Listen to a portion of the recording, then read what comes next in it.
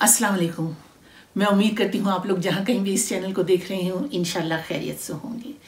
दोस्तों, आप लोग सब जानते ही हैं कि गुज़श्ता 2-2.5 महीने से पाकिस्तान में चीफ ऑफ आर्मी स्टाफ की तकर्री का मामला चैनल्स पर और सोशल मीडिया पर बिल्कुल छाया हुआ था।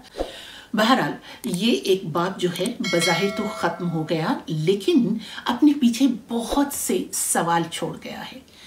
जैसा कि पिछले चंद महीनों से ये बात सभी लोग कह रहे हैं और इस बात को अप्रिशिएट भी कर रहे हैं कि फ़ौज ने जो ये फ़ैसला किया है कि अब वो सियासी उमूर में मदाखलत नहीं करेगी बल्कि अपने पेशा उमूर पर ही फोकस करेगी, तो बेशक ये फ़ैसला बहुत अच्छा है, यकीनन ये फ़ैसला अच्छा है। लेकिन जो दो सवाल उनसे पूछे जाने चाहिए थे, यानी जो फ़ौज का महकमा ताल्लुकात आमा है ISPR, उससे कम से कम ये तो पूछा जाना चाहिए था कि ये बताइए कि वो मुल्क का सियासी निज़ाम जिस पर 70 बरस से फ़ौज मदाखलत करती रही, जिसकी वजह से कोई सिविल इदारे नहीं बन पाए, क्या एकदम फैसला करके उसे उसी तरह से छोड़ देना चाहिए था या इस फैसले पर बतदरीज अमल दरामद होना चाहिए था?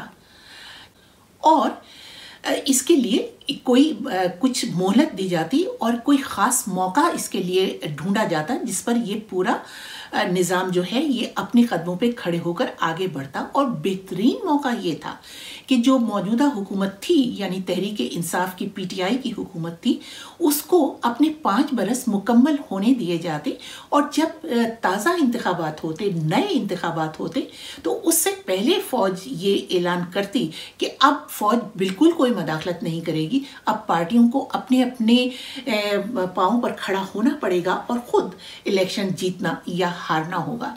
ये बेहतरीन मौका था कि एक जिसको कहते हैं कि बिल्कुल एक फ्रेश स्टार्ट होता, कि एक जो हुकूमत थी वो अपने ओहदे की मियाद भी पूरी कर लेती, मुद्दत भी पूरी कर लेती और फिर एक नई हुकूमत आती और ये इन इंतखाबात के बाद जो भी हुकूमत आती फिर उस पर ये इल्ज़ाम ना लगता कि इनको ये किसी के कंधों पर सवार होकर आई है।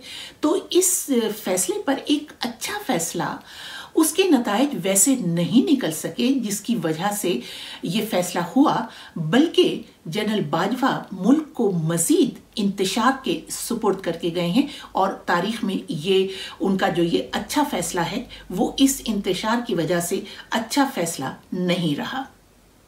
और फिर ये कि आपने इसी हुकूमत से, यानी तहरीक इंसाफ की हुकूमत से 3 बरस की आपने एक्सटेंशन ली थी, तो आपने जो एक्सटेंशन ली थी तो आपने उस हुकूमत को 3.5 बरस में ही चलता करवा दिया। और कौन से लोग आए?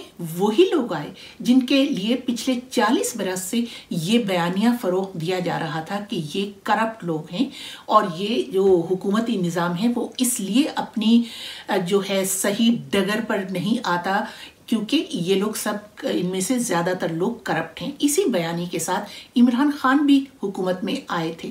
लोग फिर यकसर ये बयानिया बदल गया और वही लोग वापस हुकूमत में आ गए। तो क्या जो पिछले 40 बरस से जो पट्टी पढ़ाई जा रही थी, आवाम को जो बताया जा रहा था कि ये लोग करप्ट हैं, क्या वो इल्ज़ामात गलत थे? अगर करप्शन के इल्ज़ामात साबित नहीं हो पाए तो इसका मतलब ये नहीं है कि वो इल्ज़ामात गलत थे।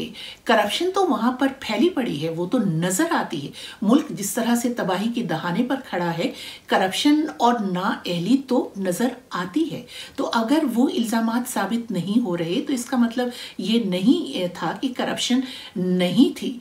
तो मैं उनसे पूछती हूँ जनरल साहब से कि इन 3-3.5 बरसों में आप चलिए, जो मुल्क का 70 बरस से बिगड़ा हुआ निज़ाम है वो दुरुस्त नहीं हो सकता, बिल्कुल सही है, 3 बरस बहुत कम होते हैं, लेकिन कोई एक इदारा तो बन सकता था 3.5 बरस में कि एक एहतसाब का इदारा या इंसाफ का कोई इदारा ऐसा होता जो इन करप्शन के इल्ज़ामात को किसी न किसी तरह से इनकी पूरी तहकीक तफ्तीश करके छानबीन करके अगर गलत थे तो ये बताता कि ये गलत हैं और अगर सही थे तो फिर कोई किसी को तो इंसाफ के कटहरे तक लाया जाता। और ज़ाहिर है कि इतना ज़्यादा उस पे इखराजात हुए हैं, इस पे इतनी ज़्यादा वसाइल खर्च हुए हैं तहकीकात और तफ्तीश करने में, क्या वो सब बिल्कुल रद्दी का काम था? वो बेकार था? वो वक्त का ज़िया था? वो कौम के पैसे का ज़िया था?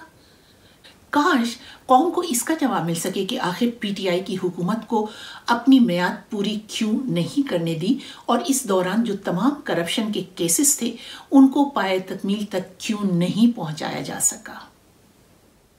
और आखिर में ये एक अहम सवाल कि गुज़श्ता 6 बरस में जनरल साहब और उनके अहल खाना की जो अमलाक हैं और उनकी जो आमदनी है और उनके जो असासे हैं वो 12 अरब रुपए तक कैसे पहुंच गए, जबकि 2016 में उनकी एहलिया ने महकमा टैक्स में खुद ये दस्तावेज दाखिल की थी कि उनकी कोई काबिले टैक्स आमदनी नहीं है। तो आखिर पाकिस्तान में ऐसा कौन सा कारोबार है, कौन सा बिजनेस है? चलिए माना कि कोई आपने उसमें डिफेंस के इलाकों में बहुत ही ज़्यादा जो कमर्शियल प्लॉट्स हैं वो ले लिए होंगे, लेकिन उसकी आमदनी भी करोड़ों में होती है। ये अरबों में कैसे आपके अहल खाना की आमदनी पहुंच गई? और ये बहुत ही अफसोसनाक है। और फिर यही इस पे कहा जा सकता है कि एहतिसाब का महकमा इसीलिए मजबूत नहीं किया जाता और इसीलिए उसकी सलाहियत कार नहीं बढ़ाई जाती और उसमें गैर जानिबदार लोग नहीं रखे जाते, क्योंकि कोई भी आज़ाद एहतिसाब की अदालत या कोई इदारा ये जो अशराफिया हैं, चाहे वो फ़ौजी हैं या वो सिविल हैं, उनके हक़ में नहीं है, क्योंकि इससे उनके मफादात को ज़क पहुँचती है। लिहाजा बस सिर्फ करप्शन के आप नारे लगाते जाइए और एहतिसाब के नारे लगाते रहिए और आवाम को बस इसी इन बत्तियों में उलझाए रखिए और अपने अपने असासे और जो अमलाक हैं और अपनी दौलत उसमें इजाफा करते रहिए। तो लिहाजा ये जो तमाम एक गोरख धंधा छोड़कर गए हैं जनरल साहब, इसका बहुत अच्छा हल था अगर अपने वक्त पर इंतखाबात होते, हुकूमत अपनी मियाद पूरी करती, वक्त पर इंतखाबात होते और एक फ्रेश स्टार्ट होता मुल्क में जो सियासी इस्तेहकाम की तरफ बढ़ता। लेकिन शायद मौजूदा हालात में ये सियासी इस्तेहकाम अभी बरसों नज़र नहीं आता। आप लोगों की क्या राय है ज़रूर लिखिएगा। इजाज़त दीजिए, खुदा हाफिज़।